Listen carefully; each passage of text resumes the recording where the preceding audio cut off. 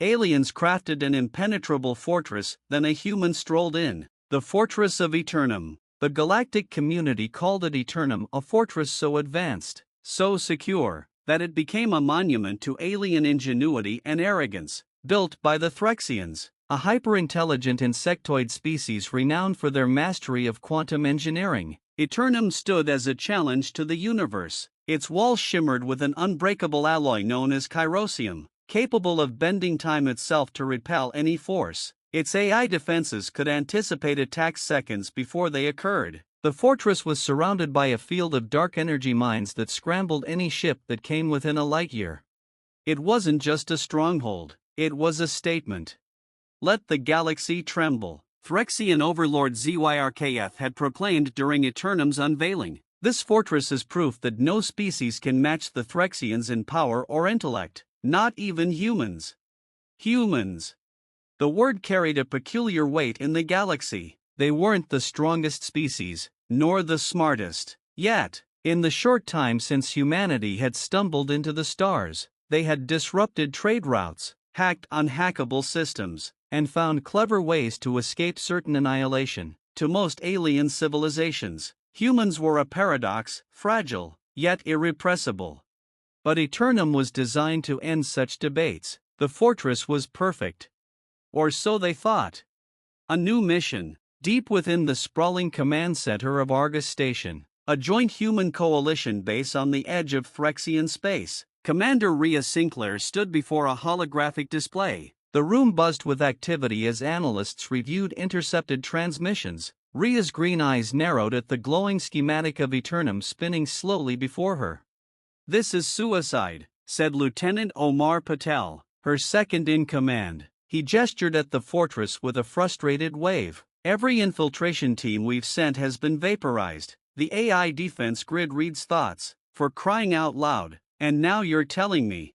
"I'm not telling you anything, Omar," Rhea interrupted sharply. "This isn't up for debate. We have intel that Eternum holds the override codes to the Threxian planetary disruptors. If we don't stop them, half of our colonies will be glassed within the month." Omar grimaced but said nothing. Across the room, a young ensign ran up, clutching a data pad. "Ma'am, we've just received word from Recon Command. They've identified a single weak point in Eternum's structure, an unprotected maintenance shaft hidden beneath the primary energy field." Rhea raised an eyebrow. "How unprotected?" "Well," the ensign hesitated. "It's only accessible by bypassing a dark energy minefield, navigating an unstable wormhole, and scaling a vertical shaft that's monitored by sentient nanodrones." Omar snorted. "Piece of cake." Rhea allowed herself a faint smile. "Prep the Drake. We're sending someone in." Enter Specialist Carter Vaughn. An hour later, the hum of the Drake's engines filled the air as the stealth shuttle prepared to launch. Standing at the edge of the loading bay, Specialist Carter Vaughn adjusted the straps on his exosuit. He was lean but muscular, with a calm demeanor that bordered on unsettling. Unlike most soldiers, he didn't carry much equipment, just a lightweight toolkit, a handheld plasma cutter, and an old wristwatch that seemed oddly out of place in a high-tech operation. "You sure about this, Vaughn?" Omar asked, crossing his arms. Carter shrugged. "I'm not much for speeches, Lieutenant. Just point me at the problem." Rhea appeared beside them, her expression unreadable. "You've read the dossier. This fortress isn't just a stronghold. It's a labyrinth designed to kill anything that moves, even with the stealth mods on the Drake. Getting you to that maintenance shaft will take a miracle." Carter smirked. "Good thing I don't believe in miracles, just bad planning." Omar frowned. "What makes you think the Threxians made a mistake?" "They always do," Carter replied simply. The descent into chaos. The Drake emerged from hyperspace on the fringes of Eternum's perimeter. Immediately, the ship's sensors lit up with warnings. The dark energy mines floated like malevolent stars, each one a self-contained black hole capable of tearing the Drake apart in seconds. "Activating stealth field," the pilot said, her voice tense. Carter stood in the cockpit, watching as the fortress loomed closer. It was beautiful in a cold, alien way, its jagged spires reaching out like claws, pulsing with an eerie green glow. Brace for turbulence, the pilot warned as the ship plunged into the wormhole. The Drake rattled violently as reality itself seemed to warp around them. Carter's stomach churned, but his face remained calm. Seconds later, they emerged on the other side, just below the fortress's energy shield. "We're in position," the pilot said. "You're up, Vaughn." Carter strapped on his helmet and stepped into the airlock. As the doors hissed open, he activated his exosuit's magnetic grips and began the long climb toward the maintenance shaft. Below him, the dark energy mines shimmered like tiny galaxies, each one promising instant death if he made a single mistake. "Don't look down," Omar's voice crackled in his earpiece. "I wasn't planning to," Carter replied. A glimpse of genius. After what felt like hours, Carter reached the maintenance shaft. The entrance was sealed with a Threxian code lock, its surface glowing with alien glyphs. Carter crouched and began working, his plasma cutter slicing through layers of security. "You've got 2 minutes before the patrol drones show up," Ria's voice warned. 2 minutes is all I need," Carter muttered. The lock hissed open, revealing a narrow tunnel leading into the heart of Eternum. Carter slipped inside, his footsteps silent.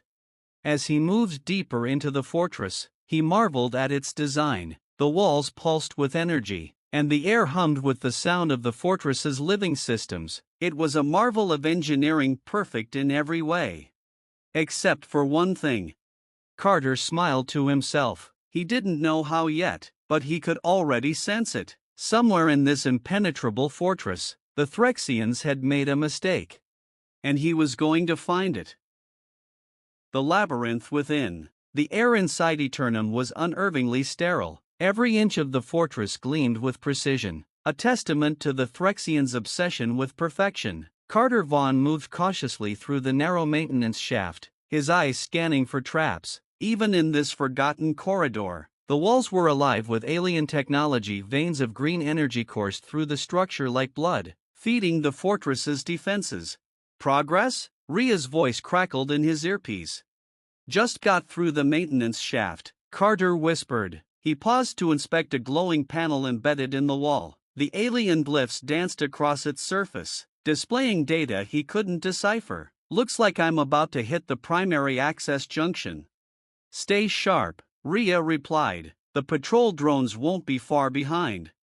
A fortress that thinks. As Carter entered the access junction, the corridor opened into a massive, circular chamber. Dozens of doors lined the walls, each one leading deeper into Eternum's core. Above him, an enormous crystalline sphere hung suspended in the air, rotating slowly. Its surface shimmered with images, maps, symbols, and strange alien figures that shifted too quickly to follow. "That's the Threxian central node," Ria said, her voice tinged with awe. "It's how the fortress thinks. Every decision, every defense strategy, all of it runs through that thing." Carter tilted his head. "So, if I break it?" "Don't even think about it," Omar interrupted. "The node is protected by redundancies we can't even imagine. Focus on the codes. That's the mission." Carter sighed. "Fine, no fireworks. Yet." The deadliest puzzle. The central chamber wasn't empty. Hovering in the air, just below the crystalline sphere, was a single sentry drone. Its sleek, metallic frame glinted in the green light as it scanned the room, its movements precise and deliberate. "Got eyes on a drone," Carter muttered. "No visible weapons, but that usually means they're packing something nasty." "Threxian drones use electropsionic disruptors," Ria warned. "They can fry your nervous system before you know they're there. Don't engage unless you have to." "Noted." Carter moved silently along the perimeter of the chamber, keeping to the shadows. His exosuit stealth systems dampened his heat signature and masked his movements, but the drone sensors were far more advanced than anything he'd faced before. As he approached one of the doors, a panel slid open to reveal a glowing console. Carter pulled a small device from his toolkit and attached it to the console. "Decrypting the door's security protocols now," he said. "Should take about 30 seconds. 30 seconds is too long," Omar muttered. The drone stopped its patrol. Carter froze. The drone's central eye pulsed with a bright blue light as it scanned the room. For a moment, it seemed to fixate on the door Carter was working on. Then it moved on. Carter let out a slow breath as the console chimed. The door slid open, revealing a long, dimly lit corridor. Into the maze. "All right, I'm in," Carter said, stepping into the corridor. The walls were covered in pulsating glyphs, their patterns shifting as he moved. The air was thicker here, charged with an unnatural energy that made his skin tingle. "This place is alive," Carter muttered. "Threxians don't just build fortresses," Rhea replied. "They grow them. Every system in Eternum is connected. If you mess with one thing, the entire fortress will know." "Good to know," Carter said dryly. The corridor branched into multiple paths, each one leading in a different direction. Carter paused, consulting his HUD. A faint blue line appeared on his visor, marking the path to the control room where the override codes were stored. "Looks like I've got a straight shot," he said. "Nothing's ever a straight shot in a Threxian fortress," Omar replied. As if on cue, the corridor's glyphs began to glow brighter. The walls trembled, and a low humming sound filled the air. "Vaughn, move!" Rhea shouted. Carter sprinted down the corridor as the walls began to shift. Panels slid open, revealing mechanical tendrils that lashed out, slicing through the air with deadly precision. Carter ducked and weaved, his exosuit's enhanced reflexes keeping him just ahead of the onslaught. Behind him, the corridor sealed itself shut, cutting off his escape route. The heart of the fortress, Carter emerged into another chamber, smaller than the central node but no less intimidating. A massive console dominated the room, its surface covered in glowing glyphs. Above it, a holographic display projected a three-dimensional map of the galaxy, with several human colonies marked in red. "This is it," Carter said. "The control room." "Good," Rhea replied. "Plug in the decryption module and start downloading the codes." Carter approached the console and inserted the device. The glyphs flickered as the module began its work. "Download initiated," Rhea said. "It'll take about 5 minutes." "Plenty of time," Carter said, glancing around the room. The fortress had other plans. The walls began to tremble, and the hum of machinery grew louder. A section of the wall slid open, revealing a swarm of sentry drones. Their blue eyes glowed with malevolent intent as they hovered toward him. "Vaughn, you've got incoming," Rhea shouted. "Yeah, I noticed," Carter muttered, drawing his plasma cutter. The first drone lunged at him, its disruptor charging with a high-pitched whine. Carter sidestepped the attack and slashed with the cutter, slicing the drone clean in half. Another drone fired a beam of energy that narrowly missed his head. Carter rolled across the floor, grabbing a fallen drone's chassis and hurling it into the swarm. The explosion bought him a few seconds. "Download at 50%, Rhea reported. Carter gritted his teeth as more drones poured into the room. "Could you maybe hurry that up?" The impossible choice. The console beeped as the download completed. Carter grabbed the decryption module and bolted for the exit. "Codes secured," he said. "Good work," Rhea replied. "Now get out of there." But as Carter ran, the fortress shifted again. The corridor ahead sealed itself, leaving him trapped. "Vaughn, what's happening?" Omar's voice crackled in his ear. "The fortress is locking me in," Carter said. He glanced back at the swarm of drones closing in. Then he saw it, a small, unmarked hatch in the corner of the room. "Found another way out," Carter said. "Where does it lead?" Rhea asked. Carter smirked. "Only one way to find out." Without hesitation, he dove through the hatch, leaving the drones and the fortress's shifting walls behind.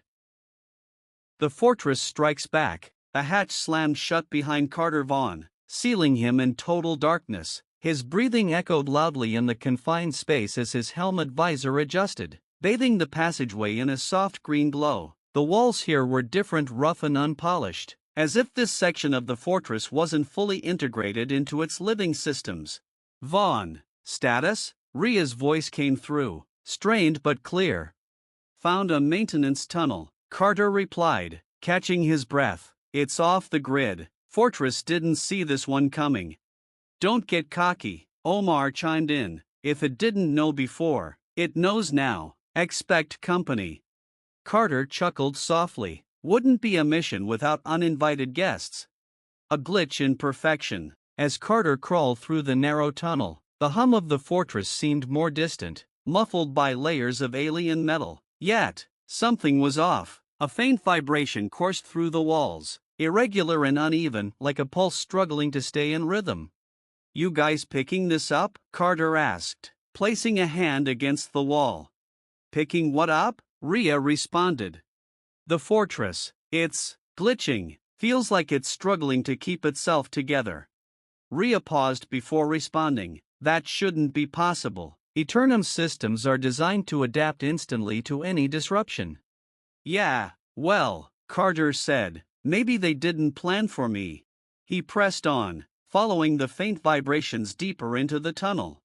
The hive wakes. Elsewhere, within Eternum's core, the crystalline sphere that served as the fortress's central brain began to spin faster. Its shimmering surface flickered, and the green glyphs pulsed erratically. The fortress was aware now. It had detected the breach, and it was adapting.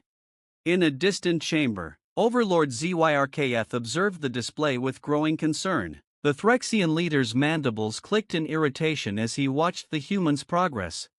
Impossible, he hissed. No primitive species could bypass Eternum's defenses. This is a malfunction. One of the Threxian engineers turned, its insectoid legs trembling. Overlord, the human has accessed a blind spot, an anomaly in the fortress's design. We did not account for such irregularities. Zyrkf's compound eyes narrowed. Deploy the phase sentinels. Seal every unmonitored section. This ends now. The sentinels arrive. Carter emerged from the maintenance tunnel into a cavernous space. Massive conduits snaked along the walls, crackling with energy. The room felt ancient, as if it had been abandoned during Eternum's construction. This place is a mess, Carter muttered. Mess or not, keep moving, Rhea urged. You're close to the extraction point, just make it out, and we'll handle the rest. Before Carter could respond, a low rumble echoed through the chamber. He turned, his heart sinking as he saw them. Phase sentinels. The sentinels were unlike the drones he had faced before. These humanoid constructs were sleek and tall, their bodies made of translucent material that shimmered like liquid metal. They moved silently, phasing in and out of reality as they advanced. Command? We've got a problem, Carter said, backing away. Sentinels, Rhea muttered. Great, those things are nearly indestructible. Do not engage, Carter, just run. Wasn't planning on making friends, Carter replied. The sentinels surged forward, their limbs elongating unnaturally as they reached for him. Carter sprinted toward the nearest conduit, vaulting over it as the sentinels phased through solid metal to follow. A desperate gamble. Carter's eyes darted around the chamber, searching for an escape route. His HUD lit up with warnings as the sentinels closed in, their forms flickering unnaturally. One of them swiped at him, its arm passing through his exosuit and sending a jolt of searing pain through his body. Rhea, I'm running out of options here, he shouted. Hold on, she replied. I'm rerouting power in the area. You're standing on a dead energy grid. If I can reactivate it, make it fast. The sentinels surrounded Carter, their eyes glowing with cold, mechanical malice. One of them reached for him, its hand phasing straight through his plasma cutter and gripping his wrist. Carter cried out as his suit systems began to fail. Got it, Rhea shouted. The chamber lit up as the dormant conduits roared to life. A surge of energy shot through the floor, catching the sentinels in mid-motion. They froze, their forms glitching wildly as the power surge disrupted their systems. Carter didn't wait to see what happened next. He bolted for an exit on the far side of the chamber, his suit sparking but functional. The final stretch. As Carter ran, the fortress seemed to fight against him. Walls shifted, corridors collapsed, and security systems sprang to life. But he kept moving, relying on instinct and a lifetime of training to stay one step ahead. Finally, he reached the extraction point, a small airlock just large enough for a single person. Carter, we've got you on sensors, Rhea said. The Drake is inbound, but you'll need to trigger the airlock manually. Of course I will, Carter muttered, sprinting toward the controls. The airlock began to cycle open, but before Carter could step inside, the room shook violently. A massive section of the wall peeled away, revealing a towering figure, a Threxian overlord mech, piloted remotely by ZYRKF himself.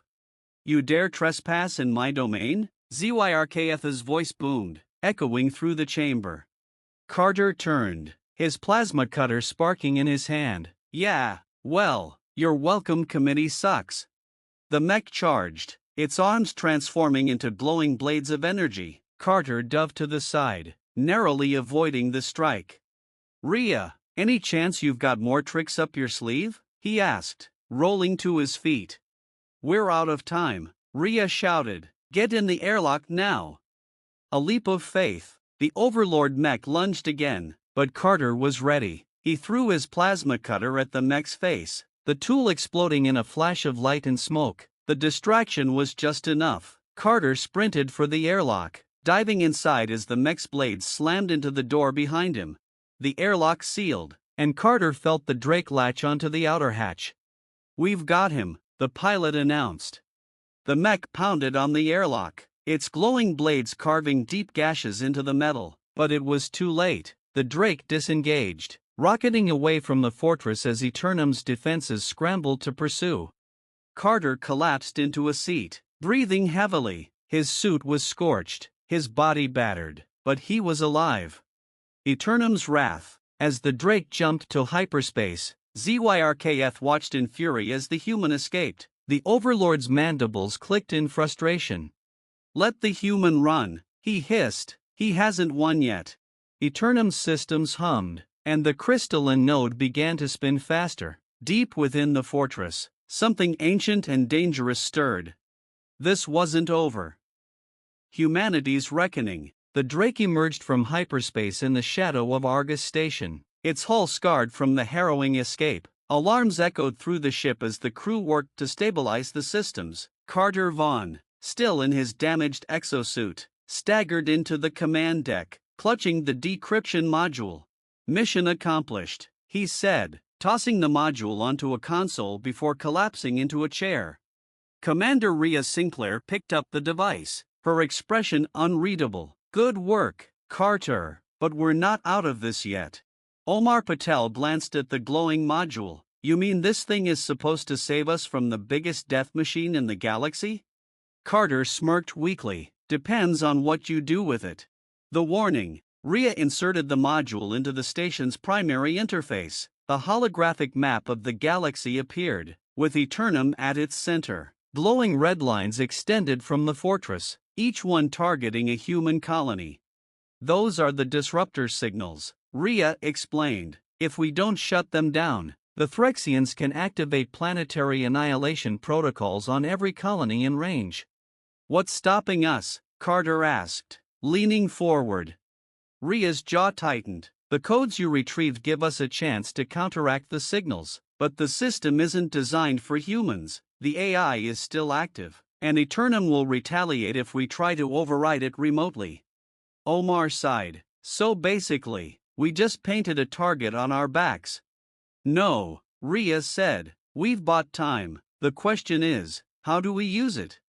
Before anyone could respond, the station's alarms blared. A comms officer shouted from across the deck. Commander, we've got multiple Threxian ships incoming. The holographic display shifted, revealing a fleet of Threxian warships dropping out of hyperspace. At their center was Eternum itself, its jagged spires glowing with ominous green energy. They've brought the whole fortress, Omar said, his voice filled with disbelief.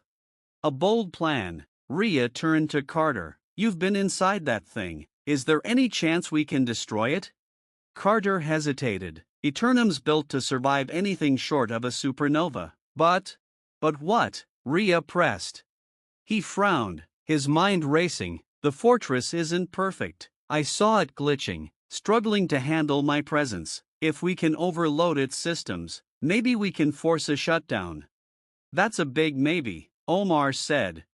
It's better than nothing, Rhea snapped. She turned to the crew. Prepare a strike team. We're going back in. Carter raised an eyebrow. We?